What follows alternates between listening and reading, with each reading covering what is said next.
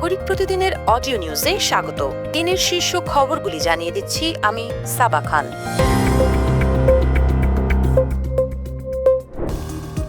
এবারের ঈদ উল ফিতরের আগে পরে সড়ক, নৌ ও রেলপথে দুর্ঘটনায় ৩৯৪ জন নিহত হয়েছেন, আহত হয়েছেন ১,২৮৮ জন। আর ঈদের এই ১৫ দিনে সারা দেশে ৩৪৬টি সড়ক দুর্ঘটনায় ৩৫১ জন নিহত এবং অন্তত ১,০৪৬ জন আহত হয়েছেন। গত বছরের তুলনায় এবার প্রাণহানি ৮.26% এবং দুর্ঘটনা ৮.৯৫% বেড়েছে। মোট দুর্ঘটনার ৪৩% ঘটেছে জাতীয় মহাসড়কে, যা পরিস্থিতির ভয়াবহতাই তুলে ধরছে। সোমবার ঢাকা রিপোর্টার্স ইউনিটিতে এক সংবাদ সম্মেলনে ঈদ যাত্রায় সড়ক দুর্ঘটনা প্রতিবেদন ২০২৬ প্রকাশ করে বাংলাদেশ যাত্রী কল্যাণ সমিতি। এপ্রিলের প্রথম সপ্তাহ থেকে হামের টিকা সরবরাহ শুরু হতে পারে বলে জানিয়েছেন স্বাস্থ্যমন্ত্রী সরদার মোহাম্মদ সাখাওয়াত হোসেন। হামের সংক্রমণ হঠাৎ বাড়লেও সরকার তাৎক্ষণিকভাবে ব্যবস্থা নিয়েছে বলেও জানান তিনি। সোমবার সচিবালয়ে স্বাস্থ্য মন্ত্রণালয়ের সম্মেলন কক্ষে মার্কিন রাষ্ট্রদূতের সঙ্গে বৈঠক শেষে সাংবাদিকদের এক প্রশ্নের জবাবে তিনি একথা বলেন। স্বাস্থ্যমন্ত্রী বলেন, হামের সংক্রমণ হঠাৎ বাড়লেও আমরা তাৎক্ষণিকভাবে ব্যবস্থা নিয়েছি। মহাখালীতে একটি শিশুর মৃত্যুর পর বন্ধ থাকা আইসিইউ ইউনিট মাত্র 18 ঘন্টার মধ্যে চালু করা হয়েছে।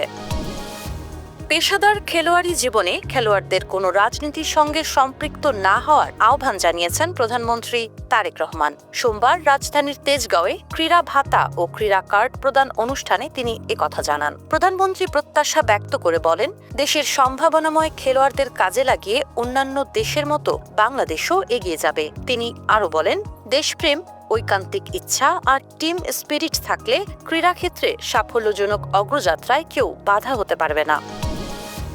দেশে চলমান তথাকথিত মব কালচার বা বিশৃঙ্খল গণপিটুনি সংস্কৃতি আর বরদাস্ত করা হবে না বলে হুঁশিয়ারি দিয়েছেন স্বরাষ্ট্রমন্ত্রী সালাউদ্দিন আহমদ। তিনি স্পষ্ট জানিয়েছেন, দাবি আদায়ের নামে রাস্তাঘাট অবরোধ বা মব তৈরি করে কোনো বিশৃঙ্খলা সৃষ্টি করলে সরকার কঠোর ব্যবস্থা নেবে। সোমবার জাতীয় সংসদের অধিবেশনে সংসদ সদস্য রুমিন ফারহানার প্রশ্নের জবাবে স্বরাষ্ট্রমন্ত্রী এসব কথা বলেন।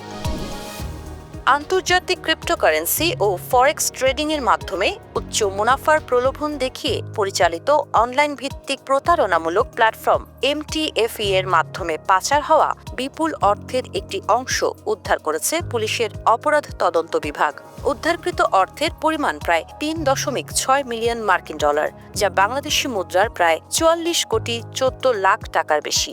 সোমবার দুপুরে রাজধানীর মালিবাগে সিআইডির সদর দপ্তরে আয়োজিত এক সংবাদ সম্মেলনে সংস্থাটি এ তথ্য জানান। ইরানি চলমান যুদ্ধে হামলায় অংশ নেওয়া মার্কিন সামরিক বাহিনীর বিমানের জন্য নিজেদের আকাশসীমা ব্যবহারের অনুমতি বাতিল করেছে স্পেন। সোমবার দেশটির প্রতিরক্ষা মন্ত্রী মার্গারিটা রবেলস এই তথ্য নিশ্চিত করেছেন। এর আগে যৌথভাবে পরিচালিত সামরিক ঘাঁটিগুলোতে মার্কিন প্রবেশাধিকারের ওপর বিধিনিষেধ আরোপ করেছিল স্পেন। বর্তমানে সেই কড়াকড়ি আরও বৃদ্ধি করা হয়েছে। বাংলাদেশে ইন্ডিয়ান প্রিমিয়ার লিগের সম্প্রচার চুক্তি বাতিল করেছে ভারতের বিলিয়নিয়ার মুকেশ আম্বানির প্রতিষ্ঠান জিও স্টার। অর্থ পরিশোধে ব্যর্থ হওয়ায় এই সিদ্ধান্ত নেওয়া হয়েছে বলে জানিয়েছে প্রতিষ্ঠানটি। এমন সময়ে এই ঘটনা ঘটল যখন বাংলাদেশে IPL সম্প্রচার নিষেধাজ্ঞা পুনর্বিবেচনার প্রক্রিয়া চলছিল। এর আগে কূটনৈতিক প্রেক্ষাপটে ভারত বাংলাদেশ সম্পর্কের টানাপোড়েনের জেরে IPL সম্প্রচারে নিষেধাজ্ঞা আরোপ করা হয়েছিল। গত জানুয়ারিতে ভারতীয় ক্রিকেট বোর্ড BCCI এর নির্দেশে মুস্তাফিজুর রহমানকে কলকাতা নাইট রাইডার্স দল থেকে বাদ দেয়া হয়। HBO Harry Potter TV series বানানোর ঘোষণা দিয়েছিল 2023 সালে। হ্যারি পটারের বই অবলম্বনে পূর্ণাঙ্গ একটি সিরিজ আসতে চলেছে। এ খবরে দারুণ খুশি ছিলেন পটার হেডরা। এরপর কেটে গেছে 3 বছরের বেশি সময়। অবশেষে ফুরাচ্ছে ভক্তদের অপেক্ষা।